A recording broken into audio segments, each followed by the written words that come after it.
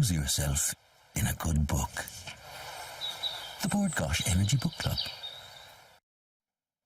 Now, our next guest's debut novel, In a Dark, Dark Wood, was a big hit, making numerous bestseller lists, as well as having the film rights bought by the Hollywood actress and film producer Reese Witherspoon. Now, Ruth Ware is back with her highly anticipated second book, The Woman in Cabin 10, gripping thriller about a missing passenger on a luxury cruise. And Ruth joins us now, and I'm delighted to meet you. Good morning, Ruth. You're very welcome.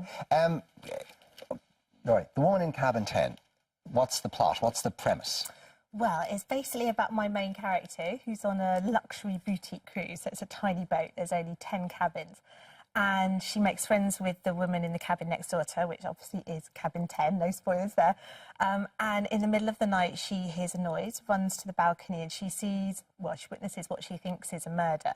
But when she goes to check on the woman in the cabin next door to her, she discovers not only is she not there, but she was never there. There's no such passenger. She doesn't exist. She never checked into the boat.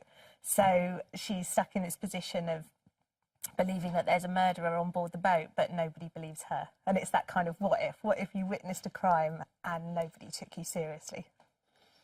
Okay, so I'm not going to be wise after the event, but I did say this to you before you sat down. The minute I saw the title, I went, that's like an Agatha Christie title. And then when I read into the background of the book and all the rest, I thought, there's an element of Death on the Nile in this. Absolutely, yeah. I mean, I love Christie, and I think she's second to none as a plotter. You know, even today, you read her books, if you don't know what's coming, you're just desperate to get there before her to beat the detective. And she pulls off the most fantastic twists and surprises. And yeah, absolutely, she was a huge influence. I loved reading her as a teen. And when I was writing my first book, In a Dark, Dark Wood, I didn't really think about it consciously, but as soon as it came out, people were saying it's very kind of Christie-ish, the plot's very Christie-ish, the title's very Christie-ish, because of course she used all those nursery rhyme titles.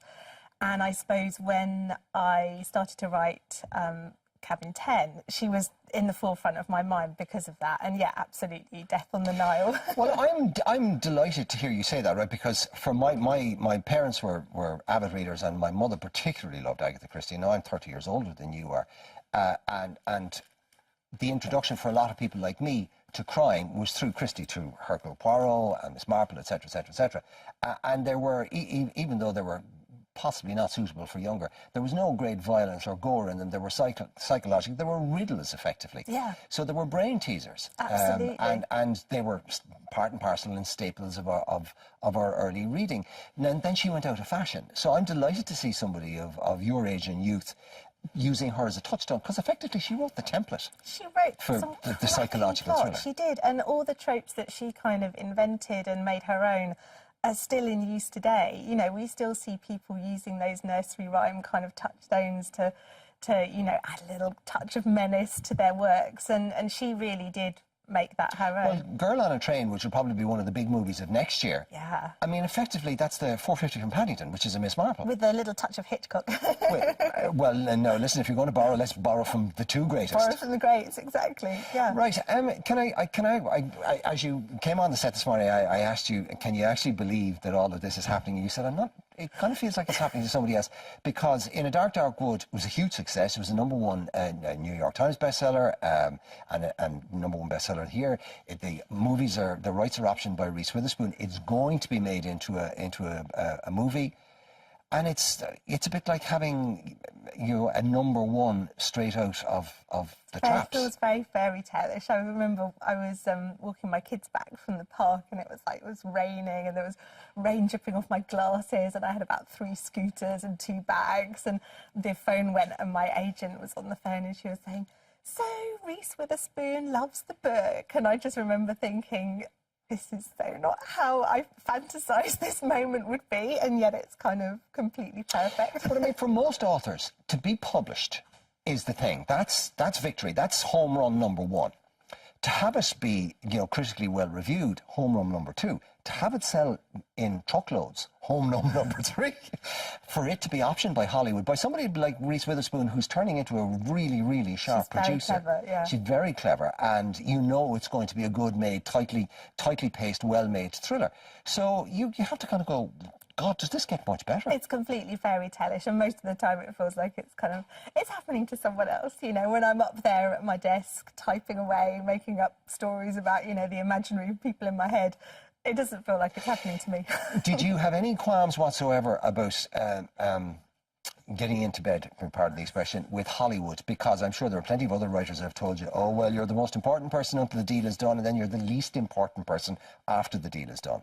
No, I mean, for me, it's just a huge bonus that anyone would... Well, to be honest, you know, I think when I wrote the book, I hoped I would sell about 3 copies. I thought my mother-in-law would probably buy one, and anything after that would be great. So, yeah, to just that, you know, that all these people would even want to read my book is enough, but that they would have the confidence in it to kind of want to go the extra mile. And what about the, as they used to say in music circles, the difficult second album? What about the difficult second novel? Any problems with... Did you have this idea before the deal was done?